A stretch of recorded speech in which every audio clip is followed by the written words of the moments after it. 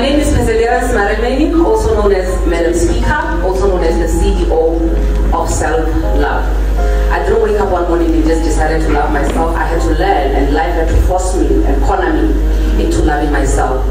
Now, on Wednesday, I was speaking somewhere in Camden, right?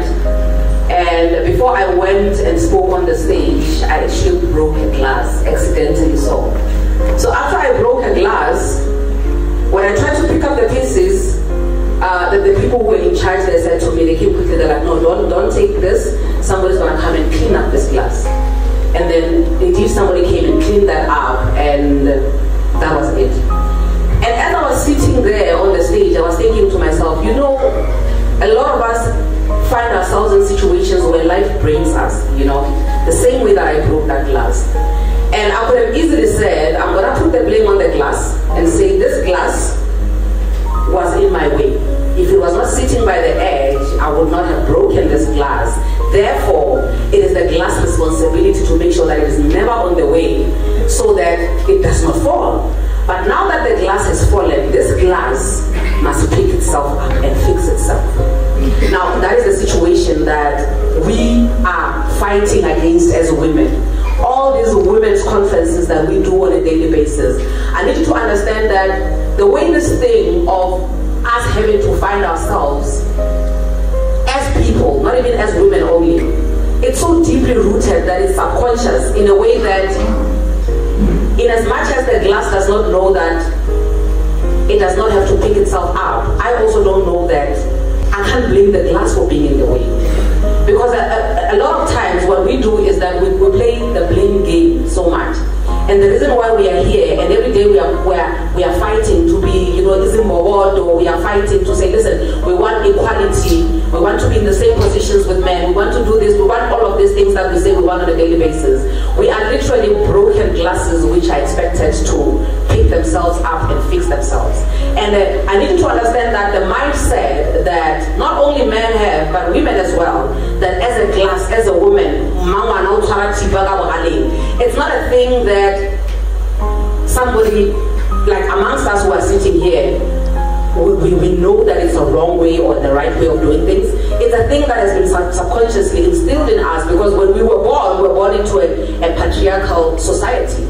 So having to unlearn all of that becomes a very tricky thing, because as a glass which is broken, which is on the floor, when you're expected to pick yourself up, you are bound to be angry and frustrated along the way. So much that if somebody else decides that they're going to help you to pick you up, you're probably going to cut them. That's where we as women, from time to time, we will be accused. Sometimes we're not even accused wrongfully, you know, that the accusations are actually not misdirected, of being toxic, you know. We are toxic feminists to a certain degree, simply because of the frustrations that we have to pick ourselves up because we were in the way. That's why we are broken. So a lot of us, this is one thing that I preach about on a daily basis, to say, every single one of us deserves, or you owe yourself that thing, or you need to go fetch that 10-year-old self. You know, when you remember the days where you can recall all the traumas. There's a lot of things that as adults we don't like, simply because we faced a lot of them as children, and we had nobody to defend us, and we didn't have our own mouths to defend ourselves by then, because we were so young. So much that when we grow older, we don't like those things anymore. So one of the things that I always give an example with, I hate chicken feet, you know. And the reason why I hate chicken feet is because growing up we used to eat them a lot. And you know, when growing up in the village, that is like this share, you know, chicken feet is share. Considering the fact that other people in the next door and whatever, they're eating raw every day. But the fact that I was eating that on a daily basis, and I could not say, listen, I'm tired of chicken feet, I ended up having to hate chicken feet now in my old age.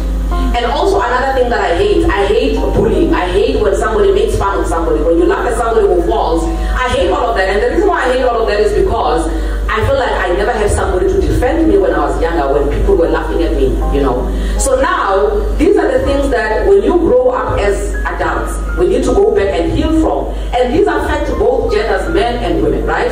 So much that when you now have to confront certain things, healing is painful, healing is not easy.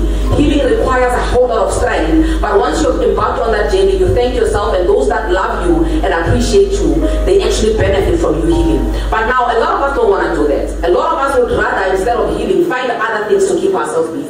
I spend a lot of time by myself because I'm always on the road speaking, right? And that is, for those who follow me on social media, you would know that most of the videos that I post, like deep stuff, is always in the car. That is because I travel alone a lot.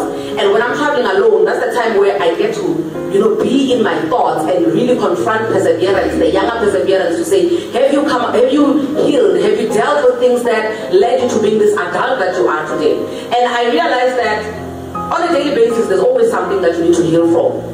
You need to heal from something as an adult. Things that you could not defend yourself when you were a child. Now, going back to you being broken as a glass, because if you know that you were in the way, you probably would not have stayed in the way. You probably would have shifted and made sure that you stay in a safe place. And also sometimes the reason why we are these broken glasses that have to be picked up now at our old age, it's simply because our parents felt like, listen, if I place you there by the edge of the table, that's the best position I can place you. Now, when you grow up as an adult and if you feel like, listen, but I want to blame somebody for the fact that I was by the edge of the table and that person, I'm going to hate them because, listen, had they placed me in a better position, I would not have fallen and I would not have broken. This is one of the reasons why, in as much as we are preaching gender-based violence on a daily basis and we say, listen, this is an awareness, you still find somebody, maybe even somebody in the room who's going home to be beaten up and they felt the message. They're even getting goosebumps right now as I'm speaking, but they're still going to get home and get beaten because it's so deeply rooted, this thing of you not understanding what it's not even about you. It does not have to be about you. And it doesn't necessarily mean that just because you were placed in a certain position where you find yourself broken, that you can't do anything about it. Just the other day I was talking about how we, people who don't have parents, are spoiled brats. Because we always want people to feel sorry for us. Because literally when you're an orphan, you'll become an orphan for the rest of your life. If you're going to become an orphan from the age of 2 years, that means that you're going to ride on being felt sorry for the rest of your life.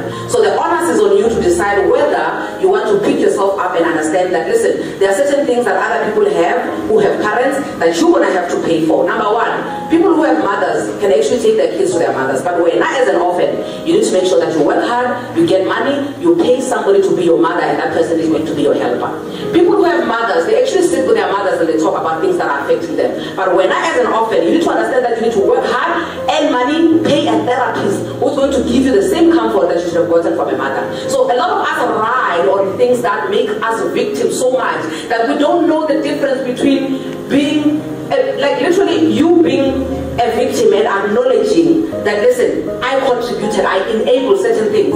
There's a very thin line. Because you can really ride on being a victim so much that even when you no longer, you have expired. That time for you to be a victim has expired. It's time now for you to get up and say, listen, I'm going to fetch your life. But because you love the attention that comes with you being a victim, you are going to sit in that victim mentality for the rest of your life. And that's a very dangerous life to live. Because just yesterday, I was saying that, listen, we pray for long life. Right? On a daily basis, we say, Lord, please give me long life, give my mother long life, give my brother long life. And the long life that we are praying for, what do we want to do with it? Because it is totally pointless for you to pray for a long life and you don't have a plan on what you're going to be doing with that long life. Because if you're going to live 100 years of you living in a shed where that long life, you are just banking it, that's a sad life to live. In as much as maybe somebody can die at 30 and they've lived a fulfilling life, when they die, when they are fulfilled, they die a happy person because they lived their purpose. It may be painful and sad for the next person, but the people that love me, if I were to drop dead right now, it would be sad for them to say, listen, we still wanted more days in this life for this woman, but she's dead. But at the end of the day, I would have died doing what I love. So it's one thing that a lot of us actually never really think about, to say the long life that I'm praying for. Am I praying for it because there are so many things that I want to do with it? Or am I praying that I live long because I just want to be this tool in people's hands for the rest of my life? And that's a sad life to live. It goes back to us having this victim mentality. I always have conversations with my grandmother on a daily. She's 99 years old. And my youngest sister, who was 2 years old when my mom passed, is now in varsity. She's 20, right? She says that now that all of you are old and you are all independent, I can die. That woman is 99 years old. Meaning that literally her entire 99 years of living, she has been serving other people and she has never served herself. And because of that subconscious thing that goes back to that patriarchal standard and the way of living that has made it okay for you as a woman to just be an object and be a tool and say it's okay for me to be used, it's okay for me to be moved around, it's okay for people to have their way with me, because listen, that's how a woman is supposed to behave. I was listening to another lady who was speaking the other day saying that when she was growing up, she had two options: either you become a wife or you become a whore. In as much as this thing is never communicated openly with a lot of us, that's the subconscious mind that we have. Especially us black people, you know, because when you are seated and you have a ring on your finger, right, which is a beautiful thing. I mean, marriage is from God. God knew what he was doing when he invented marriage. But at the end of the day, you sit and you say, listen, I've accomplished this and this and that, and all the things that you have accomplished don't represent you and your visions and the goals that you want about your own life, but they represent everybody else in the society. And because you're accepted by society, you make that to be an okay thing.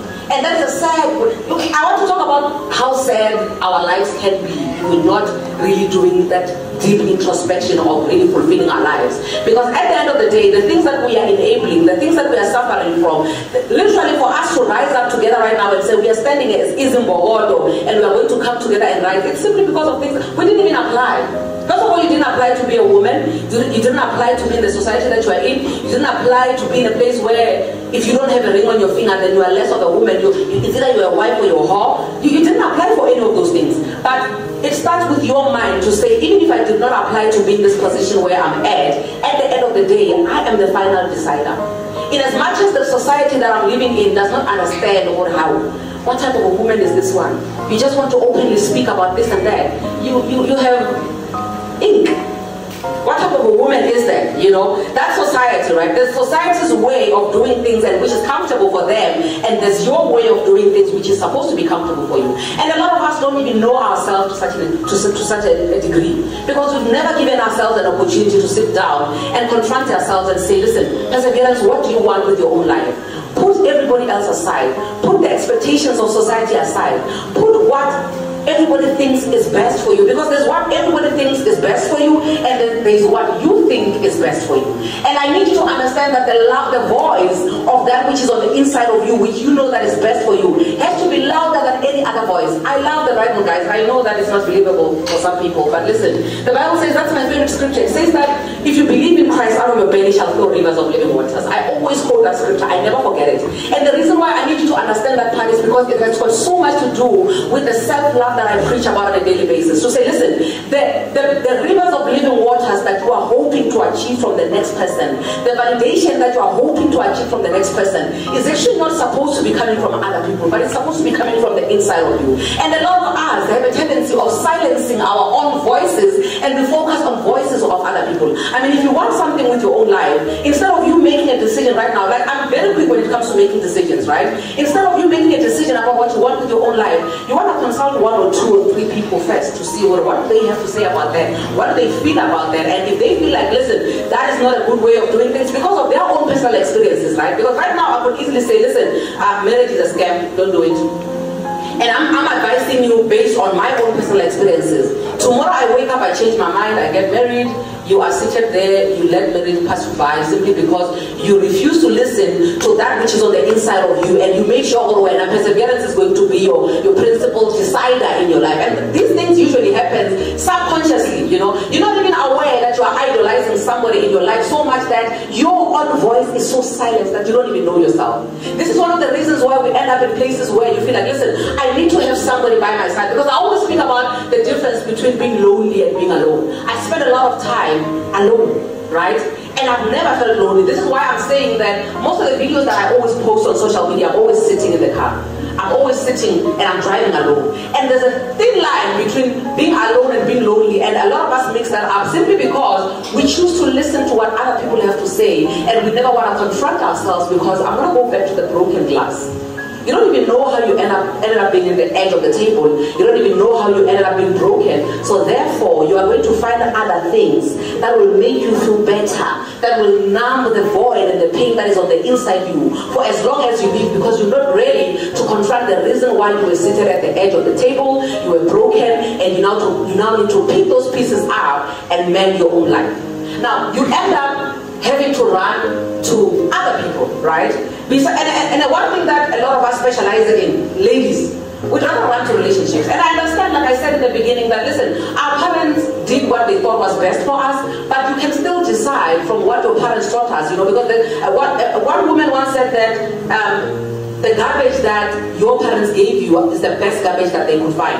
So in as much as you feel like there are certain things that your parents didn't do right, I need you to understand that whatever it is that they gave you what they thought was best. But the onus is on you now to decide, with their best that they have given you, what are you going to do with it? Are you going to sit around and be a victim of the best which your parents gave you and blame them for certain things in your life? Or are you going to say, listen, from what I got from my parents, I'm going to take this and that, and the rest I'm going to throw away, the rest I'm going to inform myself, I'm going to watch TikTok videos, I'm going to watch YouTube videos, I'm going to read books and pamphlets to make sure that, listen, the things which I feel like I deserve, which nobody understands, but I know very well what I want, and I can get it around here, I'm going to go find it. So the onus is on you to say, listen, I'm going to go find that thing, which not even everybody has to understand what that thing is. So now going back to the issue of being alone and being lonely, because we don't want to do the background work of saying, listen, I acknowledge that my mother, my father did me wrong here, but I want to fix this thing here.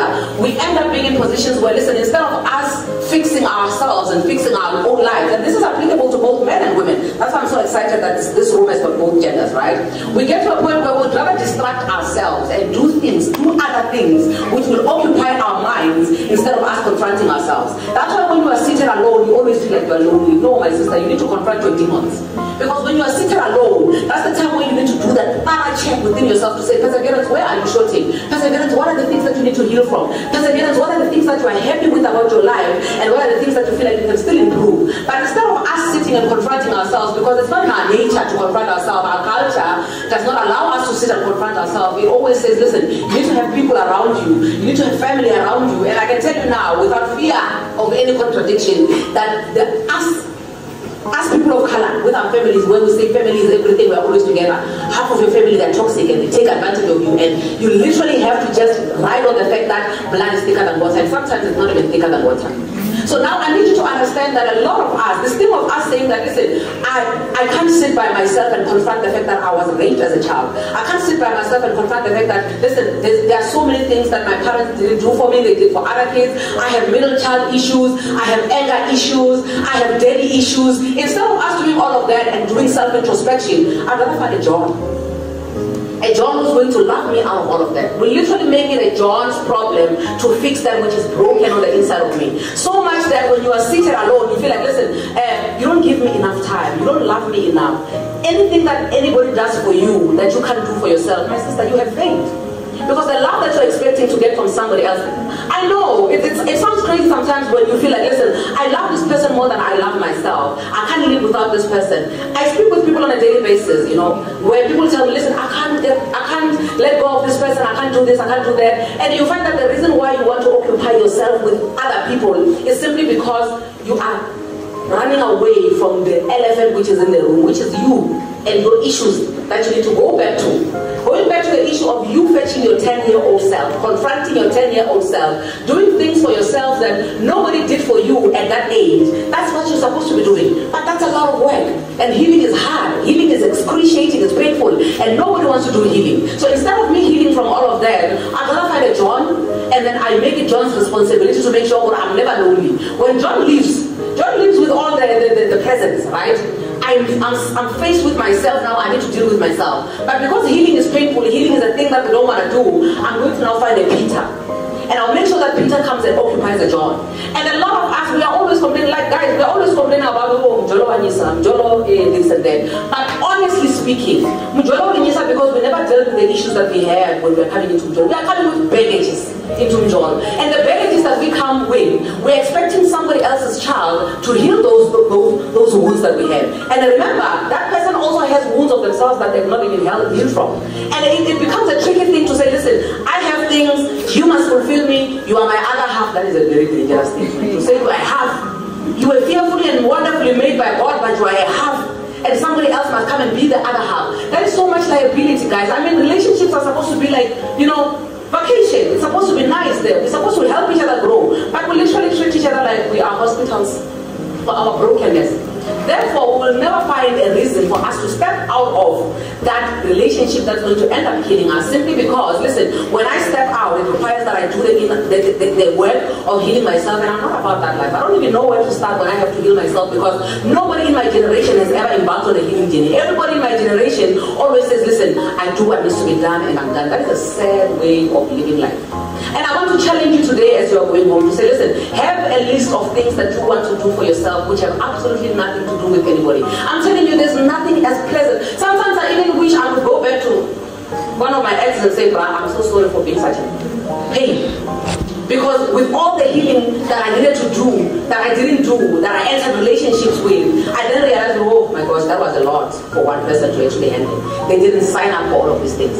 So it gets to a point where when you become such a burden to somebody, they can't even see the beautiful side of you. They can't even, because guys, we are nagging as women. We nag. You never spend time with me. You never did this with me. You never do that with me. And then the reason why we nag so much is because we don't even know where to start in terms of us healing from the brokenness which we didn't even bring upon ourselves. And that's why I'm saying that I want to challenge every single one of us who's sitting here today to say, you need to get to a point where you confront yourself. And confronting yourself, understanding that when you are spending time by yourself, you are not lonely. You are not lonely. You are alone. And if you can really differentiate the two, I'm telling you, you're going to live a very happy life. Because the minute you sit by yourself and you feel like, listen, I don't want to die a lonely woman, old woman, grey woman, and then therefore I must have a Peter and a John next to me. I'm telling you, you will be lonely while there's somebody next to you every single night. And that is a sad, right? I am so passionate about living a sad life and just tapping out of living a sad life. Because that is you robbing yourself. Going back to the issue of saying, listen, you pray for a life, you pray for a long life, to do what with that long life? Is that amongst the things that you pray for a long life for, besides the fact that, listen, I want to live long because my kids, I want to live for my kids, which also is a very sad way of living your life, because when you pray that you have a long life that you live for your kids, when your kids are older, now we have issues now. We have home issues where you feel so entitled that you feel like your child must now pay you back. Your child now must live your life, the life that you couldn't live for yourself. Your child must do the things that you couldn't do for yourself, because when you put your life on hold and focus on living for your kids. We literally, as women, guys, we always find somebody to live for, somebody to do something for. We never do anything for ourselves. You find yourself in a position where, before the child was born, I'm living, I'm living for my partner. I can't be lonely. Now kids are born, the focus now shifts from the partner to the kids. I'm living for my kids. When are you living for you? What time? Tell me the date and time. I will note it down and I'll remind you when you decide to live your life for you. Because after we have done all of that of living for everybody else, you then sit down and you realize that, listen, I lived a long life but I have nothing to show for it. And I'm not talking about nothing to show for it in terms of your achievements, in terms of tangible things. I'm talking about you being fulfilled as an individual. To say, I lived a life which is fulfilling for me so much that, listen, if I die right now, I'll die a very happy woman. If I can drop dead right now, listen, I'm going to heaven with a smile on my face because I lived. I lived. When does it get to a point where you sit by yourself and you say, I have lived? So I wanted to challenge you today to say, when you go home, you go confront yourself on a daily basis, you write a list down, when you have a box, an imaginary box or anything like that, where you write down things that you need to heal from so that you have to live for you. You need to replace, power needs to change now, exchange heads now. In a sense, instead of me having to say, instead of healing from this, I'm going to focus on a John. It's a good thing to have a John. I mean, hey, listen, it's nice to have a John, but can a John not be your hospital for your brokenness? Because then you get to enjoy having a John in your life. And the nice thing about that is that you get to be in a position where you can decide for yourself. You can see, right, this John is not journeying. Then you can get rid of a John that is not journeying. But when you are in a point where you are a liability, you are depending on a John for air, you feel like if John goes, I'm going to die. You get to a point where, listen, no matter how much John is going to beat you up, you're going to say, but he said he loves me. And a lot of us do these things because we grew up in homes where we were never told, like, I love you. That is very difficult. So anything that is as close to love as possible, we always take it and we run with it. And then even when that pinch of love that we are told on the streets is accompanied by a lot of hurt, a lot of pain, we still stick around because there's that little bit of love that I was shown. Sometimes it's even this, that love bombing thing where you are shown love in the beginning, and after that you have to suffer for the next 5 years. You only enjoy love for the first 3 months. it's you suffering forever, and you are fighting on a daily basis to go back to that 3 months. And that 3 months, my sister, is not coming back. I have news for you. But otherwise, at the end of the day, what I would love for you to take home today is that I am challenging you to say, when you get home, there are things that you need to do for other people, there are things you need to be doing for your spouse, for your kids, for your parents, but what are you doing for yourself? If it means that you start from today to say, I'm replacing this with that, I'm replacing the fact that I didn't have a father figure in my life with healing from not having a father figure, with reading about how to heal from those things, so that when I have a John, I don't see a John as my father, I see a John as my partner. I am healing from the fact that as a child, I always say that, listen, I owe myself a kiddies party, because I never had one when I was growing up. My kiddies party is going to have a jumping castle, party pets, but there will be no kids allowed. And I'm not going to be doing that for my kids, I'll be doing that for myself. In as much as I will make sure that I throw parties for my kids that I didn't have, but I still have to go back and do the work for myself, which is going to benefit me, so that when I drop dead, I say I have lived. So I'm challenging you today to say, listen, wake up every morning and say, I want to live. Go back to sleep saying, I have lived. You wake up in the morning, if you're a prayerful person, you will pray, right? And then the last declaration that you make is that I want to live. And when you go home, you say, I have lived. If you make that a habit on a daily basis, you will understand how much you are robbing yourself. You will understand that actually you have not been living, you have been existing for the past so and so years. So, and the thing is, it's never too late for you to go back and live your life the way that God has intended you to live your life. Living your life the way that is desirable for you and is fulfilling for you. But now the challenge is that when you have to embark on that journey, there are people who have been benefiting from you being weak, from you being a liability, from you being an enabler of abuse, so much that when you now decide to step, the danger in you stepping is that some people who have been benefiting from the weak you, from the gullible you, are going to feel the pain. But those that love you for real, those that are for you, those that are benefiting from your happiness, that genuinely love you, when they see you blossoming, when they see you living a fulfilling life, they will always be there for you, they will always love you, and they will always appreciate you. Right, DJ, do we have my song? We don't have it yet. Because I feel like it's tense in the room. Yeah. Let's dance a little bit. Let's dance a little bit. I hope the information is sinking in there. Because I'm literally reading from my mind. I'm reading, I'm dishing.